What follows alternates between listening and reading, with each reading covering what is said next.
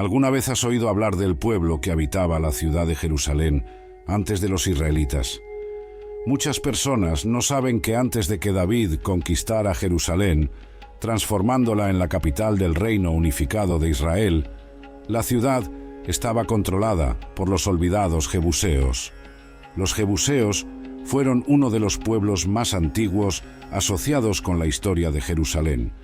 Habitantes de la región montañosa donde hoy se encuentra Jerusalén, son mencionados en registros bíblicos, históricos y arqueológicos como parte integrante de las comunidades cananeas que florecieron en el período de la Edad del Bronce y el inicio de la Edad del Hierro. Incluso Jerusalén era conocida como Jebús durante el dominio jebuseo y destacaba como una ciudad estratégicamente posicionada, protegida por valles naturales y reforzada por los avances arquitectónicos de sus habitantes.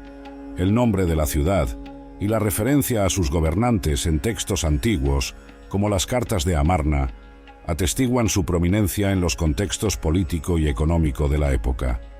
La historia de los jebuseos en la Biblia está marcada por momentos de tensión frente a la expansión israelita, culminando en la derrota definitiva de este antiguo pueblo a manos del rey David, quien transformó Jerusalén en su capital. Pero, ¿qué de hecho ocurrió con los jebuseos?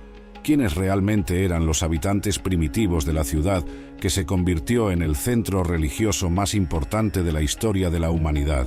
¿Existen remanentes de los jebuseos en la actualidad? Es exactamente sobre esto que hablaremos en este video. Los jebuseos son mencionados por primera vez en la Biblia como parte de los 7 pueblos que habitaban Canaán, listados junto a los hititas, amorreos, gergeseos, heveos, cananeos y fereceos. Son presentados como un clan cananeo en Génesis, capítulo 10, versículo 16. Los jebuseos son asociados con la descendencia de Cam, hijo de Noé, a través de Canaán. A pesar de ser clasificados como cananeos en el sentido geográfico y genealógico, hay indicios que apuntan hacia una composición étnica más diversa. Textos como Ezequiel, capítulo 16, versículo 3, destacan que Jerusalén posee raíces mixtas, siendo sus habitantes originales descritos como descendientes de amorreos y hititas. De hecho, las características específicas de los jebuseos, incluyendo prácticas culturales y lingüísticas, los distinguían de otros grupos. Arqueológicamente, los jebuseos pueden ser vinculados más a los amorreos, un pueblo que desempeñó un papel central en la formación de las ciudades-estado de Canaán. Por ejemplo, el nombre del rey Adonisedec, mencionado en Josué, capítulo 10, versículo 1, como gobernante de Jerusalén, era un nombre amorreo, así como el nombre del rey Melquisedec, del tiempo de Abraham. Aquí, inclusive, es importante entender que proponer una clasificación estricta de los pueblos que habitaban el antiguo Oriente Próximo es algo muy complicado. En un video anterior, por ejemplo, cuando se mencionó que los estudiosos consideran a los filisteos como un pueblo de origen indoeuropeo, algunas personas en los comentarios no entendieron. Algunos afirmaron que los filisteos también son mencionados en la Biblia como descendientes de Cam. Otros incluso dijeron que había un error en esa parte del video, al supuestamente ignorar la tabla de las naciones de Génesis, capítulo 10. Sin embargo, en la propia Biblia hay referencias a los filisteos como originarios de la región de Egipto, especialmente de la isla de Creta. Obviamente, no hay un error o contradicción en este punto. Lo que ocurre es que cuando hablamos de un determinado pueblo como indoeuropeo, semita o cananeo, estamos considerando principalmente una clasificación lingüística y cultural, más que una cuestión de linaje genealógico, directo o geográfico. Por ejemplo, los amorreos, según el linaje genealógico, descendían de Cam, según la tabla de las naciones de Génesis, capítulo 10. Pero en la práctica, lingüística y culturalmente, eran semitas, hablando una lengua semítica y asociándose con otros pueblos semitas.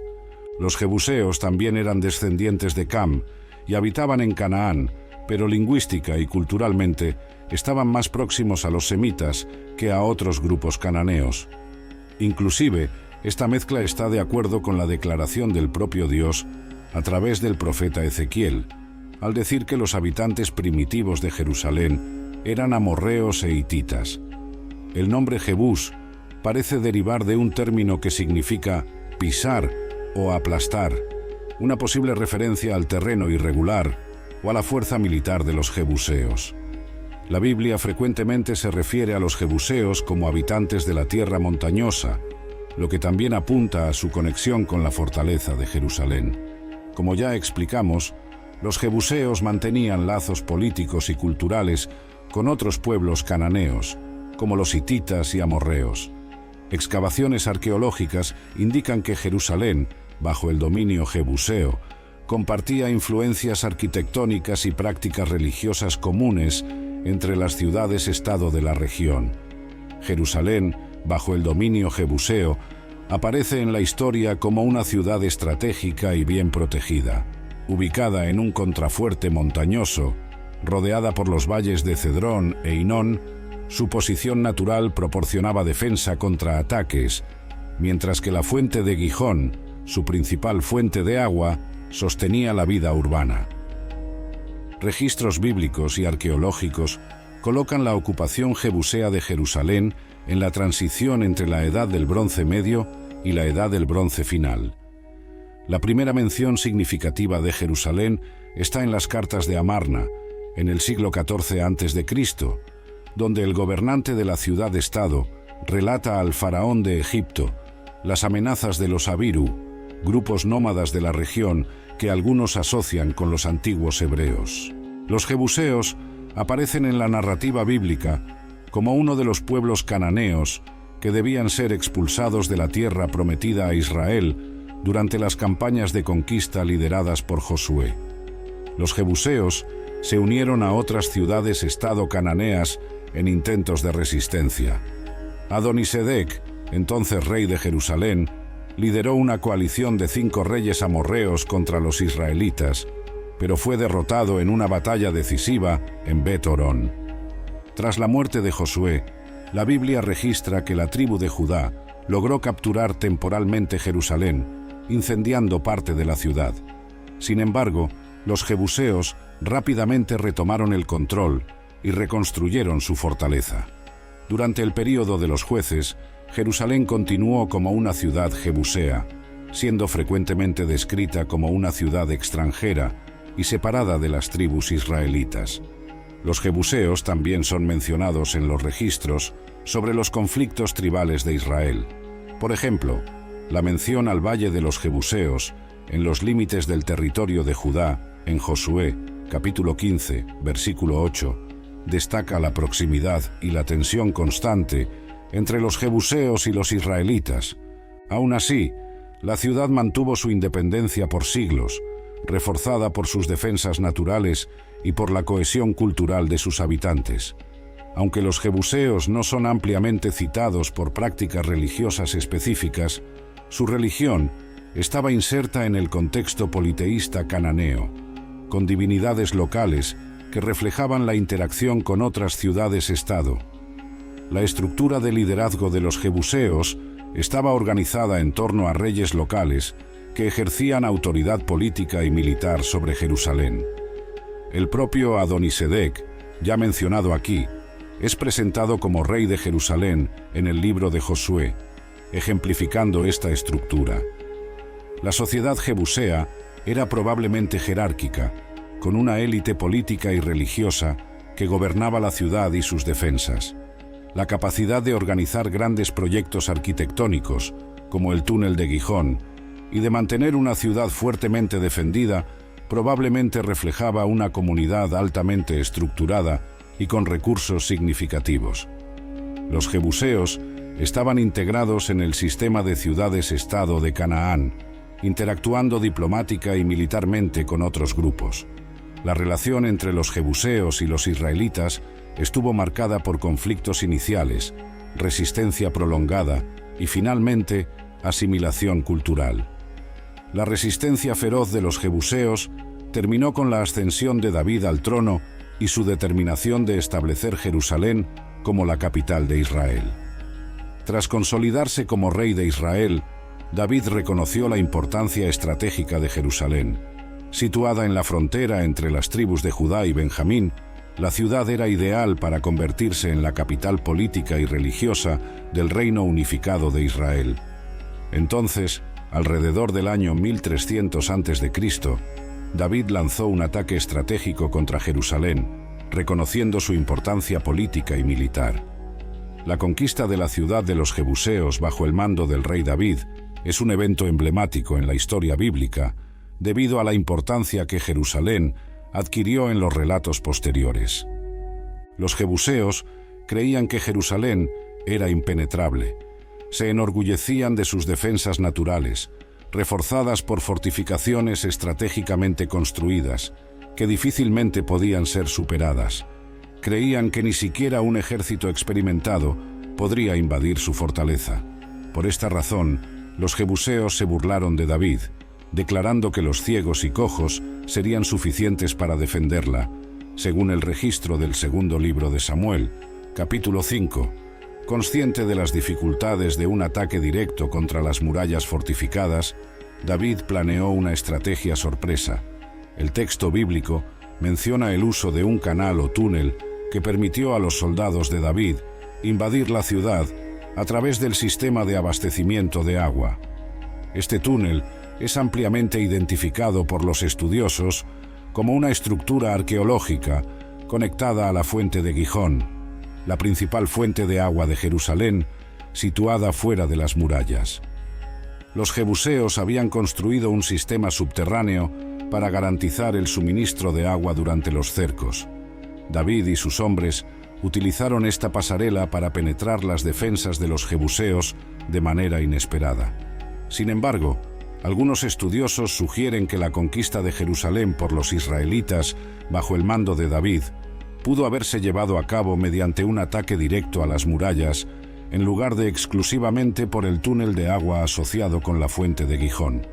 Esta interpretación se basa en matices lingüísticos del texto bíblico y en el análisis de las posibilidades estratégicas de la época. Quienes apoyan esta teoría argumentan que el término hebreo generalmente traducido como canal o túnel también podría interpretarse como gancho de escalar. Según esta visión, David y sus hombres pudieron haber utilizado ganchos o equipos similares para escalar las murallas de la ciudad jebusea y realizar un ataque directo. De hecho, el uso de ganchos o cuerdas para escalar murallas era una práctica documentada en otras partes del antiguo Oriente Próximo, especialmente en cercos de ciudades bien fortificadas. Sin embargo, a pesar de la plausibilidad de la teoría de la escalada, la interpretación tradicional es aquella que asocia el ataque con el uso del túnel de agua ligado a la fuente de Gijón. Algunos comentaristas argumentan que es posible que David haya combinado ambas estrategias. Un grupo podría haber entrado por la pasarela subterránea, mientras otro realizaba una escalada coordinada en las murallas, distrayendo a los defensores. Sea como sea, David prometió una recompensa al primer hombre que liderara el ataque por el túnel. Joab, hijo de Zeruyá, aceptó el desafío y lideró el ataque inicial, garantizando la entrada de los soldados israelitas en la ciudad. Con ello, las defensas jebuseas fueron rápidamente superadas y la ciudad fue conquistada. Tras tomar Jerusalén, David la estableció como la capital de Israel, transformándola en la ciudad de David. Inició una serie de obras de construcción y fortificación, consolidando la ciudad como el centro político y espiritual del reino unificado. Inclusive, esa posición estratégica de Jerusalén, situada en una frontera tribal y con defensas naturales excepcionales, fue esencial para unificar a las tribus de Israel. Después de la conquista, David demostró una política pragmática hacia los jebuseos remanentes. En lugar de expulsarlos completamente, permitió que algunos continuaran viviendo en la ciudad. El texto bíblico también registra que David compró a Araúna, el jebuseo, la era donde se construiría el futuro templo.